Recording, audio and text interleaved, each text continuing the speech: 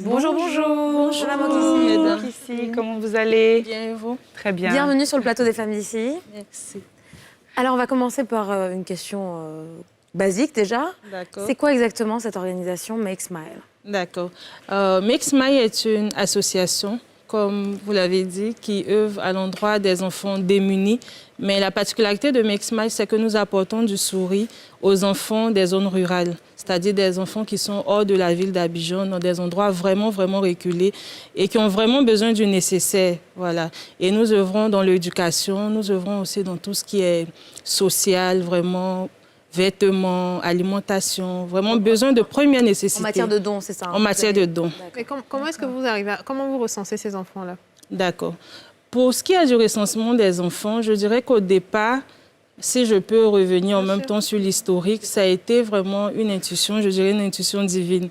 Donc, la première édition, c'est une collecte qui a été lancée dans le cadre de mon anniversaire. Je voulais offrir mon anniversaire pour un arbre de Noël pour des enfants qui étaient dans la zone d'Issey de Daloa.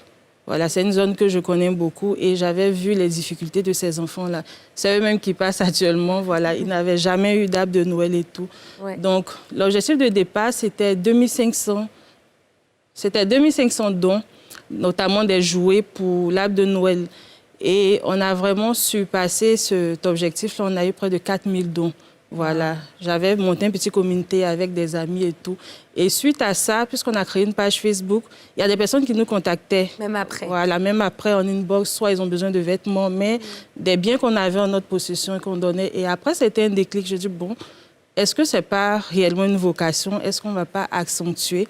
Et c'est là qu'on a vraiment monté l'organisation, dans ce sens où on a vraiment des équipes en Côte d'Ivoire et même hors du pays, notamment au Canada, en France, aux États-Unis, au Sénégal, à Londres. Et puis... Ce sont vos équipes, ça? Oui, ce sont des représentations pays et on a des équipes, on a des bénévoles, on est près d'une centaine de bénévoles. Voilà, Abidjan, y compris Abidjan et extérieur. Et puis intérieur aussi de la ville. Donc, au sein de cette équipe-là, dans le bureau, on a une personne qui est chargée de recenser un peu tout ce qui est orphelinat, centres, qui sont vraiment à l'intérieur et on fait parole de priorité. Et souvent aussi, on choisit en fonction des représentations qu'on a dans ces différentes villes. D'accord. Voilà un peu. Et c'est quoi une journée type? Quand vous vous réveillez, vous dites, bon, aujourd'hui, il faut que je fasse ça. Et aussi, surtout, par rapport à l'éducation. Quand vous avez parlé d'éducation, Oui, comment oui. faites-vous scolariser ces enfants? Comment ça se passe? D'accord. Donc, on a 3 principales activités. La première activité, c'est la Noël des souris qu'on organise en décembre sur un arbre de Noël. La deuxième activité, c'est la rentrée des souris qui rejoint tout ce qui est rentrée scolaire. Et la troisième activité, c'est un don un souris. Un don un souris, c'est une sorte de SOS lancé à l'endroit des enfants vraiment, vraiment dans le besoin. On l'avait fait pour 2 enfants de la ville de Dabo qui n'avaient pas de vêtements et qui n'avaient pas de quoi payer leur scolarité. Donc, pour ce qui est de tout ce qui est le côté, je dirais, académique, le côté scolaire et tout, on va plus dans des dons, soit des dons en fourniture, en vêtements. Mais cette année, pour l'édition de fin 2021, on songe à faire un parrainage même des enfants sur le long terme. Parce qu'après, quand on finit de donner les dons, il y a une autre rentrée encore qui arrive et ça ne résout pas vraiment le problème. Donc les suivre sur la durée. Voilà, tout à fait. Alors, vous avez quand même parlé d'une équipe qui est assez impressionnante Oui.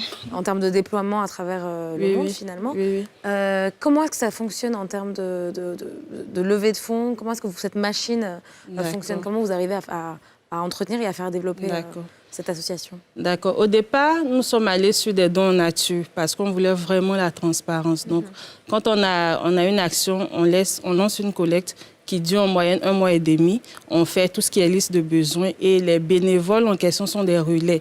C'est eux qui relaient la communication sur leurs réseaux sociaux personnels, Facebook, Instagram, voilà, WhatsApp et tout.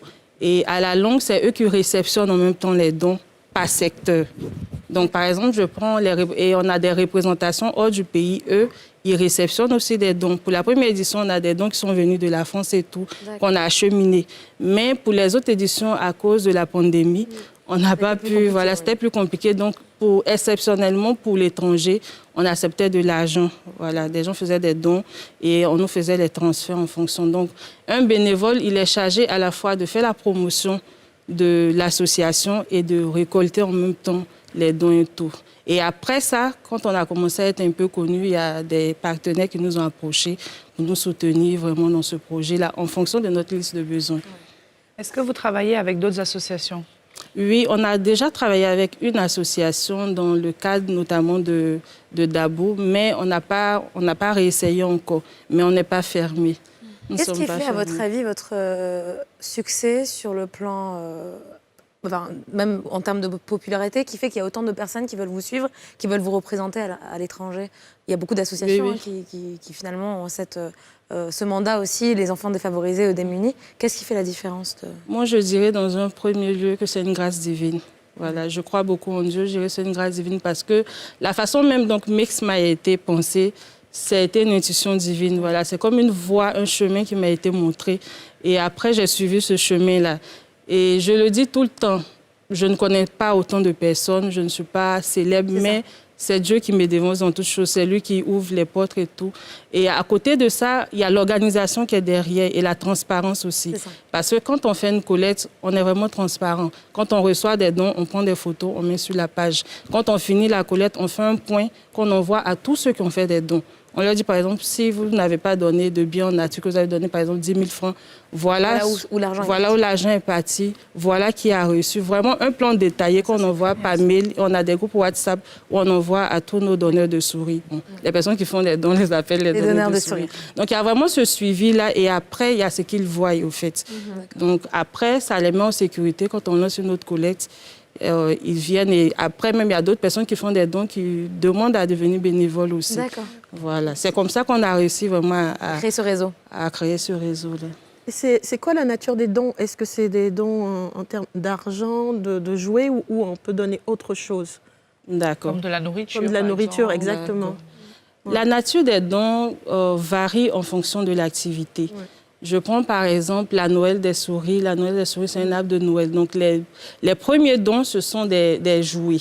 Mais à côté de ça, les enfants vers lesquels on part, ce sont des enfants qui n'ont pas vraiment le nécessaire. Donc dans les jouets, on peut associer tout ce qui est denrées alimentaires. Mais chaque fois quand on fait la liste de besoins, c'est en fonction, parce qu'on choisit des centres aussi pour pouvoir mieux canaliser les choses. À part l'opération Un don, un sourire, où il y a vraiment des enfants dans l'urgence, toutes les autres actions, on choisit soit un orphelinat, soit un centre qui est vraiment reconnu. On a des interlocuteurs, c'est eux qui recensent les besoins des enfants. Et sur la base de la liste qu'ils nous donnent, maintenant, on lance les collectes. Voilà. Là, au moins, on sait que tout ce qu'on donne, ça sert réellement. Ça peut être des vêtements, des... Oui, ça peut être des vêtements, ça peut être du riz, tout ce qui est alimentaire, produits d'entretien. Par exemple, dernièrement, on était à Mans dans une pépinière, une pouponnière plutôt. Et là-bas, on avait d'autres besoins, notamment des couches, du lait, voilà, des produits d'entretien. Parce que les enfants, ils ont entre 0 et 3 ans maximum, sont des enfants abandonnés. Il y a d'autres, leurs parents sont soit... excusez-moi du terme, mais une personne peut-être folle qui a été violée, donc ils ont dû lui arracher son enfant. Il y a d'autres aussi, la mère est morte en couche, donc le papa n'a pas réellement les moyens de s'occuper. Au lieu de jeter l'enfant, il l'envoie à la pouponnière et tout. Est-ce qu'on peut faire des dons spontanés? On n'est pas obligé d'attendre que vous fassiez un appel. On peut, à travers un numéro, on envoie. Oui, et ce serait bien que vous le donniez aussi. Parce que... Le contact téléphonique? C'est le 01 52 88 24 66. Vous pouvez le répéter une dernière fois? 01 52 88 24 66. Merci beaucoup, Mokissi, d'avoir été avec nous. Et puis tout le courage pour la suite et pour Make Smile. Vraiment, c'est une très, très belle initiative ce que vous faites. Donc on vous souhaite beaucoup de courage. Surtout restez avec